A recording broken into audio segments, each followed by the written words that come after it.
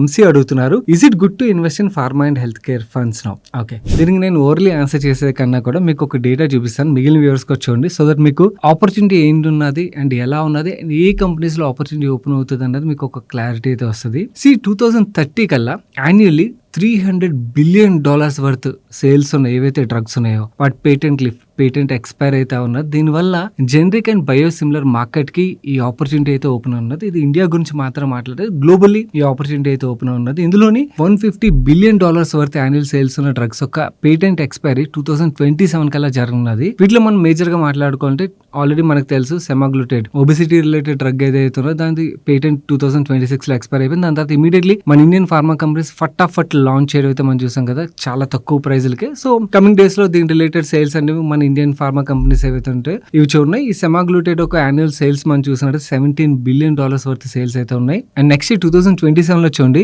Eliquis brand ఎపిక్సిబన్ అన్న drug ఏదైతే ఉన్నదో దీని పేటెంట్ ఎక్స్పైర్ ఉన్నది. దీని యాన్యువల్ సేల్స్ చూసాం అనుకోండి $13 బిలియన్ వర్త్ సేల్స్ అయితే ఉన్నాయి. ఇది మాత్రమే కాకుండా ఫైజర్ ఒక పెల్బాక్సీ క్లిప్ దీని యాన్యువల్ సేల్స్ చూసినట్లయితే $4.5 బిలియన్ సేల్స్ ఉన్నాయి. అండ్ ఎన్జిలోమైడ్ $8 billion worth annual sales opportunity ఉన్న డ్రగ్ ఇది. సో ఇలాంటి మేజర్ యాన్యువల్ సేల్స్ ఉన్న డ్రగ్స్ ఏవైతున్నాయో వాటి పేటెంట్ అయితే ఎక్స్పైర్ అవుతున్నాయి. 2027, 28, 29, 30 కల్లా మనం చూసినట్టు ఓవరాల్ గా $300 బిలియన్ వర్త్ యాన్యువల్ సేల్స్ ఉన్న డ్రగ్స్ యొక్క పేటెంట్ ఎక్స్పైర్ ఉన్నది. దీనివల్ల గ్లోబల్ ఫార్మా కంపెనీస్ కి ఎంత లార్జ్ సేల్స్ మార్కెట్ ఓపెన్ అవుతుందో మీరే ఇమాజిన్ చేసుకోండి. నా కమింగ్ టు CRDMO మార్కెట్ విషయంకి వచ్చేసరికి market itself is growing good and India విషయంకి వచ్చేసరికి వీఆర్ గ్రోయింగ్ రియలీ గుడ్ అన్నమాట. మీరు ఇక్కడ డేటా చూడొచ్చు. అండ్ ఇన్ఫాక్ట్ కమింగ్ ఇయర్స్ లో కూడా మన CRDMO మార్కెట్ అయితే ఇక్కడ నుంచి డబల్ ఉన్నది. అండ్ దీనికి అడిషనల్ గా US బయోసెక్యూర్ యాక్ట్ ఏదైతే ఉన్నదో దానివల్ల ఇండియన్ CRDMO కంపెనీస్ ఏవైతే వీళ్ళకి అడిషనల్ గ్రోత్ అయితే మనం ఎక్స్పెక్ట్ చేయొచ్చు. సో ఓవరాల్ గా ఫార్మా కంపెనీస్ ఏవైతే వీళ్ళకి చాలా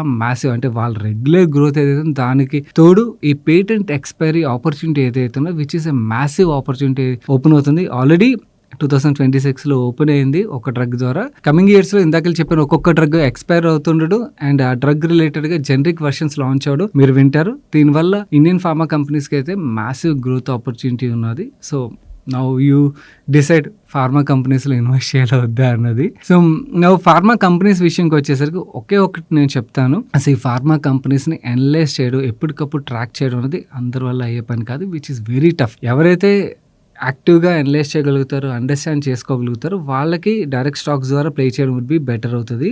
బట్ ఇది అందరూ చేయలేరు. ఓకే, 99% పీపుల్కి చాలా టఫ్ బిజినెస్. ఫార్మాలోని ఆర్ హెల్త్ కేర్లోని హాస్పిటల్స్ అర్థం చేసుకోవడం ఈజీ, ఆర్ డయాగ్నోస్టిక్ కంపెనీస్ని అర్థం చేసుకోవడం ఈజీ, ఆర్ ఆ ఇండస్ట్రీని ట్రాక్ చేయడం ఈజీ. వేరే ఫార్మా కంపెనీస్ విషయంకి వచ్చేసరికి మాత్రం అంత ఈజీ కాదు, చాలా చాలా టఫ్ బిజినెస్ ఇది. సో ఎవరైతే అర్థం చేసుకోలేరో వాళ్ళు ఫార్మా ఫండ్స్ ఉన్నాయి కదా, ఫండ్స్ రూట్లో ప్లే చేయడం వుడ్ బి బెటర్ అవుతుంది. సో ఓవరాల్గా ఫార్మా యాజ్ ఏ సెక్టర్ అయితే మాత్రం డెఫినెట్లీ చాలా గ్రీన్ షూట్స్ అయితే మనకు కనిపిస్తున్నాయి. సో డెఫినెట్లీ వర్త్ ఇన్వెస్టింగ్ అనేది నా ఒపీనియన్. నా ఈ డేటా చూసిన తర్వాత యూ డిసైడ్ యువర్ సెల్ఫ్. ఈ ఫుల్ వీడియోని చూడడానికి ఇక్కడ ఉన్న వీడియో మీద క్లిక్ చేయండి.